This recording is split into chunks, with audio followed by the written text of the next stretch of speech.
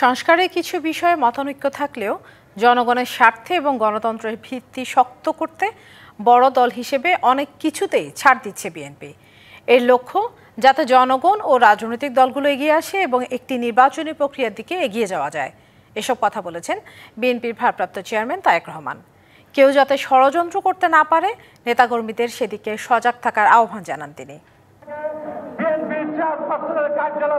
২৩ বছর পর পটুয়াখালী জেলা বিএনপির ত্রিবার্ষিক সম্মেলন। বুধবার সকাল থেকেই শহরের ব্যায়ামাগার মিলনায়তন জমজমাট হয়ে ওঠে নেতাকর্মীদের ভিড়ে।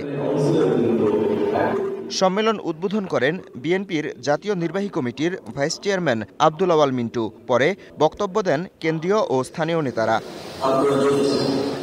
বিকেলে অনুষ্ঠানে ভার্চুয়ালি যুক্ত হন বিএনপির ভারপ্রাপ্ত চেয়ারম্যান তারেক রহমান। বলেন, নির্বাচন ও গণতন্ত্রের স্বার্থে অনেক কিছুতেই ছাড় দিচ্ছে বিএনপি।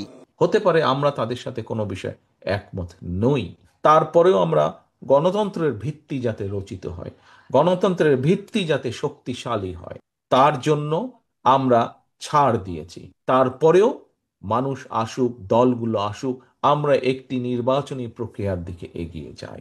নির্বাচন নিয়ে ষড়যন্ত্র ঠেকাতে নেতাকর্মীদের সজাগ থাকার আহ্বান তারেক রহমানের। 12,50,00,000 মতন ভোটার হবে আগামী দিনে। তারা যেন ব্যালটের মাধ্যমে তাদের মতামত প্রকাশ করতে পারে, সেই ব্যবস্থা, সেইটার বিরুদ্ধে যাতে কেউ ষড়যন্ত্র করতে না পারে, এ ব্যাপারেও আমাদেরকে সতর্ক থাকতে হবে। আওয়ামী লীগের পরিণতি স্মরণ করিয়ে দিয়ে নেতাকর্মীদের মানুষের প্রত্যাশা অনুযায়ী চলার পরামর্শ তার। যেই স্বৈরাচারকে বাংলাদেশের মানুষ বিতাড়িত করে দিয়েছে, এই দেশ থেকে বিতাড়িত করে দিয়েছে। কেন বিতাড়িত করে দিয়েছে? মানুষের প্রত্যাশা অনুযায়ী তারা কাজ করেনি, সেই জন্যই তাদের আজকে এই পরিণতি। কাজে আমাদের অন্যতম মূল দায়িত্ব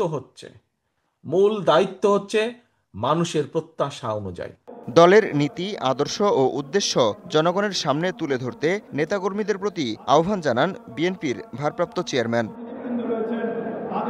ডিবিসি নিউজ ডেস্ক।